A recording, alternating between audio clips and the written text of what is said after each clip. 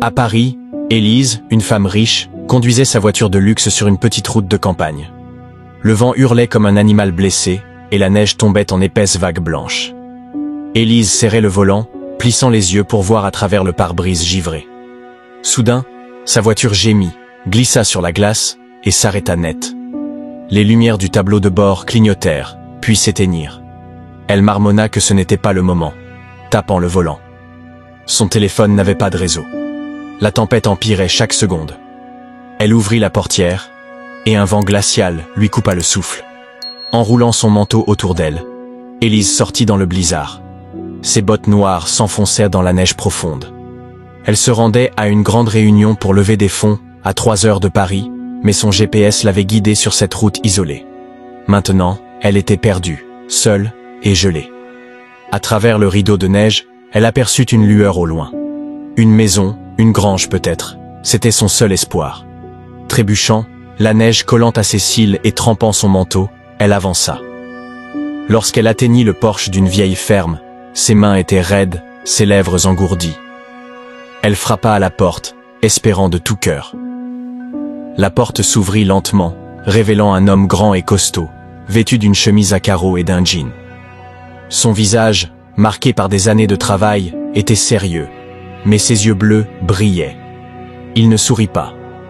Élise bégaya qu'elle était désolée, expliquant que sa voiture était en panne, qu'elle était perdue et avait besoin d'un endroit chaud, ses dents claquant. L'homme la fixa, méfiant, notant qu'il n'avait pas l'habitude des visiteurs, surtout par une tempête. Élise, tremblante, le supplia de l'aider, disant qu'elle risquait de geler sinon. Après un long silence, il ouvrit la porte plus grand, l'invitant à entrer. Élise pénétra à l'intérieur, son corps reconnaissant pour la chaleur. La ferme était simple, avec un plancher en bois, une cheminée en pierre et un vieux fauteuil en cuir usé. L'air sentait le pain et la fumée. L'homme lui demanda d'enlever son manteau, remarquant qu'elle était trempée. Élise hésita, mais obéit, révélant une blouse en soie humide. Il lui tendit une couverture en laine épaisse et lui indiqua la cheminée, l'invitant à s'asseoir pour se réchauffer. Élise s'effondra dans le fauteuil, s'enroulant dans la couverture. Ses yeux croisèrent ceux de l'homme alors qu'il ajoutait une bûche au feu. Elle se présenta comme Élise, la voix tremblante. Il répondit simplement qu'il s'appelait Antoine. Elle le remercia, confessant qu'elle ne savait pas où aller. Il la regarda un instant, demandant ce qu'elle faisait dans la région. Elle expliqua qu'elle se rendait à une réunion pour une association à Saint-Éloi, mais que son GPS l'avait envoyée sur cette route dangereuse, ignorant les risques. Elle rit doucement, gênée. Antoine revint avec une tasse fumante, peut-être du thé ou du cidre. Élise la prit, la serrant entre ses mains gelées. Curieuse, elle demanda s'il vivait seul. Il confirma, précisant qu'il aimait le calme. Le feu crépitait, remplissant le silence. Élise confia doucement qu'elle ne voulait pas s'imposer, mais qu'elle craignait de mourir dans la neige. Les yeux d'Antoine s'adoucirent, comme s'il voyait plus qu'une étrangère, et il affirma que personne ne devrait être seul dans un tel froid. Élise soupira, se détendant légèrement. Plus tard, Antoine lui donna des vêtements secs, un vieux pull et un pantalon en flanelle, trop grand mais chaud. Élise se changea, laissant ses habits chics en tas. Il prépara un repas simple, de la soupe et du pain grillé. Elle mangea en silence, reconnaissante. Il annonça qu'il allait préparer la chambre d'amis, assurant qu'elle serait en sécurité ce soir. Élise le regarda vraiment pour la première fois.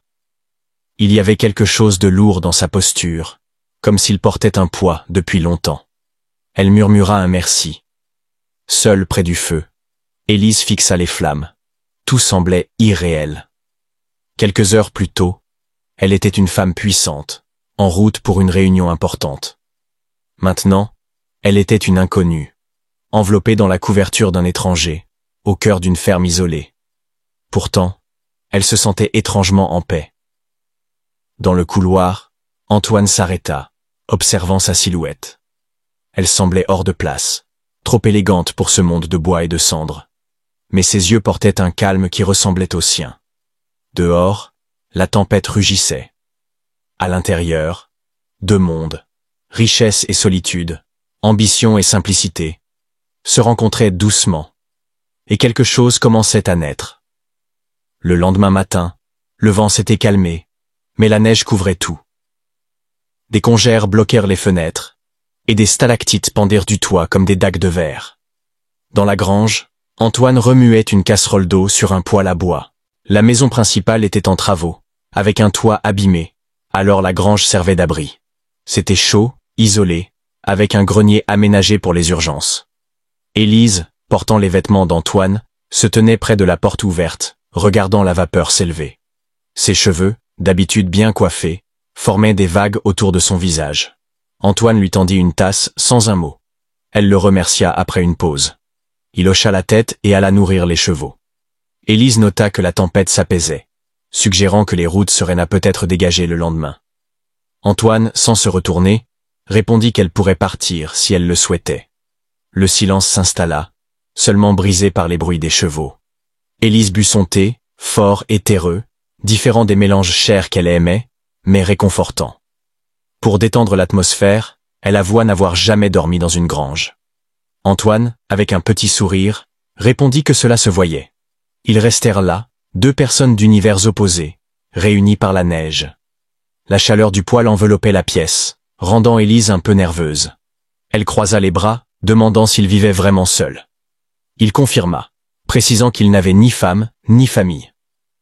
Lorsqu'elle s'enquit si c'était un choix, Antoine, s'appuyant contre une porte, expliqua que certains construisent leur vie, tandis que d'autres s'effacent, et qu'il avait fait les deux. Élise, intriguée, trouva cela mystérieux. Il haussa les épaules, ajoutant qu'elle aussi avait une histoire. Ces mots la touchèrent. Surprise, elle demanda des explications. Antoine, avec calme, observa qu'elle était arrivée comme si le monde lui appartenait, mais qu'ici, sa voiture ou son travail n'avaient pas d'importance. Élise, se redressant, lui demanda s'il la voyait comme une femme gâtée, égarée. Il répondit prudemment qu'elle n'était pas habituée à ce qu'on n'attende rien d'elle. Ces mots la frappèrent. Elle ne sut quoi répondre. Plus tard, pendant qu'Antoine déblayait la neige dehors, Élise explora la grange, caressant le museau d'une jument brune. À travers la porte, elle surprit Antoine parlant doucement aux animaux, murmurant qu'elle ne resterait pas, que les femmes comme elle partaient toujours lorsque le soleil revenait, leur monde étant différent du sien. Élise se figea, le cœur serré. Elle se détourna, montant dans le grenier. Cette nuit-là, elle ne dormit pas. Les mots d'Antoine tournaient dans sa tête. Pourquoi cela la blessait-il autant? Peut-être parce qu'elle refusait d'être celle qui part et oublie. Peut-être parce que, pour la première fois, quelqu'un l'avait vue, vraiment vue, au-delà de son apparence et de son pouvoir. Et peut-être qu'elle ne voulait pas partir, pas encore. Le vent hurla de nouveau, secouant les portes de la grange. Élise toussa, un son sec et persistant. Antoine, qui vérifiait les chevaux, grimpa au grenier en quelques pas. Inquiet, il s'agenouilla près d'elle, demandant si elle allait bien. Elle murmura qu'il s'agissait d'un simple rhume, mais sa fièvre était évidente. Antoine redescendit, revint avec une tasse fumante et un linge, et l'aida doucement à s'asseoir pour boire. La boisson, sucrée et apaisante, était faite de miel et de plantes, plus efficace que bien des médicaments, selon lui. Il posa le linge sur son front. Élise, surprise par sa douceur, demanda s'il prenait toujours soin des inconnus ainsi. Avec un léger sourire, il répondit que c'était seulement pour ceux qui risquaient de geler dans sa grange. Élise esquissa un faible sourire, notant qu'il était plus gentil qu'il ne le laissait paraître. Antoine détourna les yeux. Soudain, elle confia qu'elle tombait souvent malade lorsqu'elle était enfant, dans des foyers d'accueil, certains corrects, d'autres insupportables. Antoine écouta en silence. Elle raconta qu'un hiver, souffrant d'une infection à la gorge, personne ne l'avait cru, la laissant 2 jours dans un placard jusqu'à ce qu'une professeure la trouve. Antoine serra les poings, mais resta muet. Elle ajouta rapidement que tout allait bien, mais que le corps gardait parfois ses souvenirs. Après un silence, elle admit qu'elle ne partageait jamais ce genre de confidence. Antoine s'étonna qu'elle se confie à lui. Élise hésita, expliquant que c'était parce qu'il n'avait pas posé de questions. Il ajusta la couverture autour d'elle, avec une douceur inattendue, et lui conseilla de se reposer. Élise s'allongea, et Antoine resta près d'elle, écoutant sa respiration. En la regardant, il ressentit quelque chose de nouveau, à la fois effrayant et chaleureux. Il effleura une mèche de ses cheveux, puis se leva, le cœur battant. Le lendemain, La toux d'Élise s'aggrava. Antoine, inquiet, monta au grenier et constata qu'elle était brûlante de fièvre. Elle murmura que cela passerait, mais il insiste que non. Il lui tendit une tasse de thé aux aiguilles de pin. Elle grimaça, disant que cela avait un goût de forêt. Il rit doucement, confirmant que c'en était. Il posa un linge frais sur son front. Élise ferma les yeux, demandant s'il avait déjà été malade ainsi. Il répondit qu'il l'avait été quelquefois. Lorsqu'elle s'enquit s'il était seul, il fit une pause, avouant que oui, souvent. Élise, vulnérable, confia qu'elle aussi avait souvent été seule, ballottée de foyer en foyer dès 5 ans, comme un colis, cachant de la nourriture sous son oreiller par précaution. Antoine, touché, l'écouta. Élise mentionna une femme, Madame Claire, qu'il avait laissé lire à la bibliothèque après l'école, la sauvant à sa manière sans poser de questions. Antoine, ému, nota que c'était quelqu'un qu'il avait vraiment vu. Élise hocha la tête, affirmant que c'était la première. Un silence lourd s'installa, plein de compréhension. Antoine observa qu'elle ne semblait pas laisser son passé la définir. Élise répondit qu'elle n'avait pas eu le choix, car céder l'aurait brisée. Il souligna qu'elle avait fait plus que survivre. Ses yeux brillèrent, et elle plaisanta qu'elle était pourtant là, tremblante dans une grange, buvant de l'eau de forêt. Ils rirent doucement. Élise toussa encore, grimaçant. Elle plaisanta qu'elle restait humaine. Antoine murmura qu'elle l'avait toujours été. Il ajusta la couverture, ses doigts effleurant ses cheveux. Quelque chose en lui changea. Il la regarda dormir, forte et fragile à la fois, sentant une connexion inédite. Était-ce le destin? Il n'y avait jamais cru, mais il s'interrogeait désormais. Le matin suivant, le soleil perça à travers les fenêtres de la grange. La tempête était finie. Élise, au téléphone, parlait d'une voix tendue, assurant que le conseil l'attendait et qu'elle serait là avant midi. Elle raccrocha, son souffle formant un nuage dans l'air froid. Ses talons, abîmés, claquèrent sur le sol en bois. Antoine, les bras croisés, la regardait. Elle annonça qu'elle devait partir, car une réunion importante l'attendait à Paris. Antoine hocha la tête, notant que les gens comme elle avaient des endroits où aller. Élise tressaillit. Elle s'approcha, commençant à parler, mais il l'interrompit, évitant son regard, disant que cet endroit n'était pas pour elle. Élise le fixa, demandant ce qu'il ferait si elle voulait rester. Il rit sans joie, soulignant qu'elle perdrait tout, sa carrière, sa réputation, pour quelques matins calmes dans une grange. Le cœur d'Élise se serra.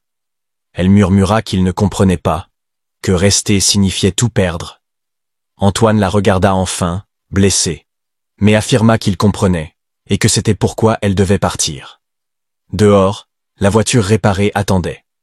Élise resta silencieuse, puis hocha la tête.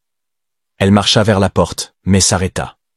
Se retournant, elle courut vers lui et l'enlaça, confessant qu'elle ignorait pourquoi cela faisait mal, mais que c'était ainsi. Antoine hésita, puis l'enveloppa de ses bras. Leur étreinte était forte, silencieuse. Puis Élise recula. Leurs regards se croisèrent. Sans un mot, elle l'embrassa. Ce n'était pas un baiser fougueux, mais doux, plein de promesses non dites. Avant de partir, elle lui demanda de prendre soin des chevaux. Antoine sourit, promettant qu'il le ferait toujours. Puis, elle partit. La porte de la grange claqua, et le silence revint. Antoine resta immobile jusqu'à ce que le bruit de la voiture disparaisse. Il s'assit là où Élise s'était reposée, ferma les yeux, et soupira. La grange n'avait jamais semblé si vide. Ce n'était pas juste le froid qu'il ressentait, mais l'absence, l'amour reconnu trop tard. À Paris, Élise retrouva le rythme de la ville. Ses assistants l'entouraient, lui tendant des dossiers, du café fade. Ses talons résonnaient sur le marbre de la salle de réunion. Les membres du conseil, visage froid, l'attendaient. L'un d'eux exprima avec une voix sèche leur soulagement de la voir de retour, tandis qu'un autre souligna que son absence avait suscité des rumeurs sur un séjour à la campagne. Élise fixa son ordinateur, les doigts tremblants. Elle expliqua qu'une tempête l'avait coincée. Quelqu'un l'interrompit, reprochant son injoignabilité et rappelant que dans leur entreprise, l'image primait surtout. Rien ne semblait réel. Après la réunion, Seule dans son bureau vitré, elle contempla la ville scintillante au loin, mais son éclat ne l'émerveillait plus. En ouvrant un tiroir, elle trouva un mouchoir en flanelle, celui qu'Antoine lui avait donné lorsqu'elle était malade. Son souffle se coupa. Des larmes coulèrent, tachant sa blouse de luxe. Elle murmura qu'elle était une grande patronne, mais qu'elle se sentait profondément vide. Le lendemain, son assistant lui tendit un journal. À la une photo montrait Antoine, en chemise à carreaux, recevant une médaille pour avoir secouru des gens pendant la tempête. L'article vantait son courage et sa vie simple. Élise caressa la photo, les yeux humides. Il l'avait sauvée, et elle était partie. Debout, elle observa la ville. Ce n'était plus chez elle. Dans une grange, sous la neige, elle avait trouvé la paix, la chaleur, l'amour. Et elle l'avait abandonnée. Quelques jours plus tard, Élise gara une voiture de location près de la ferme. Le soleil couchant peignait le ciel en teintes roses et or. Le mouchoir d'Antoine reposait sur le siège passager. Son cœur battait fort. C'était insensé. Mais lorsqu'elle vit Antoine, tous ses doutes s'évanouirent. Il réparait une clôture, un marteau à la main, et s'arrêta net en l'apercevant, le souffle coupé. Leurs regards se croisèrent, attirés comme par un aimant.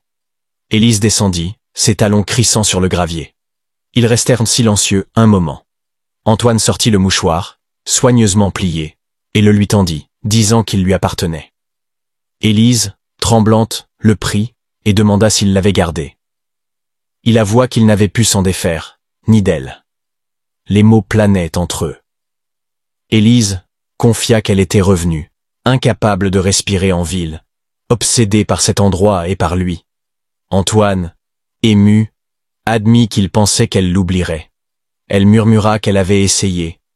Elle s'approcha, déclarant qu'elle ne voulait plus faire semblant, indifférente à l'opinion des autres, et qu'elle le voulait, lui. Antoine effleura sa joue, affirmant qu'elle n'était plus perdue. Elle répondit qu'elle était chez elle. Ils s'enlacèrent, le vent portant l'odeur du foin et des souvenirs. Cette fois, ils ne se lâchèrent pas. 1 an plus tard, la grange arborait un nouveau toit, le jardin débordait de fleurs sauvages, et des rires emplissaient l'air. Élise avait abandonné son travail pour ouvrir le Centre des Saules, un programme d'aide aux sans-abri sur les terres d'Antoine. Chaque matin, elle s'éveillait au parfum du foin et du café, bercée par le murmure d'Antoine parlant aux animaux. Elle avait trouvé la paix. Leur mariage, simple, se déroula dans un champ de fleurs sauvages. Sans chaises dorées, seulement des bancs en bois et des bocaux de marguerites. Antoine, en chemise de lin, attendait. Un petit cheval orné de fleurs à ses côtés. Élise portait une robe de soie légère, ses cheveux tressés de fleurs. Louise, une fillette recueillie dans un foyer, s'avança avec un bouquet, déclarant qu'Élise n'était pas une princesse, mais le miracle qu'elle avait espéré, celle qui l'avait sauvée et aimée. Élise, en larmes, serra la main d'Antoine. La cérémonie fut brève et douce. Leur baiser, calme, débordait de confiance. Au coucher du soleil, les invités partagèrent un repas simple sous des guirlandes lumineuses, tandis que les enfants dansaient pieds nus dans l'herbe. Plus tard, Élise et Antoine contemplèrent les étoiles. Elle confia que leur histoire n'était pas parfaite. Il répondit que c'était mieux ainsi, car il voulait du vrai. Elle sourit, demandant s'ils étaient assez. Il affirma qu'ils étaient tout. Ils observèrent Louise danser sous les lumières, riant. Derrière eux, la grange brillait, remplie de couvertures, de livres et du doux museau des chevaux. Élise ferma les yeux, murmurant qu'elle était chez elle, non pas grâce à un empire, mais grâce à la vie qu'elle avait bâtie. Parfois, une tempête guide vers l'endroit où l'on doit être. Élise et Antoine venèrent de mondes opposés. L'un des tours de verre de Paris, l'autre des champs paisibles. Mais lorsque leurs chemins se croisèrent, un refuge devint amour. Leur histoire parle de vérité, de guérison, et de 2 âmes assez courageuses pour choisir l'amour, plutôt que la gloire.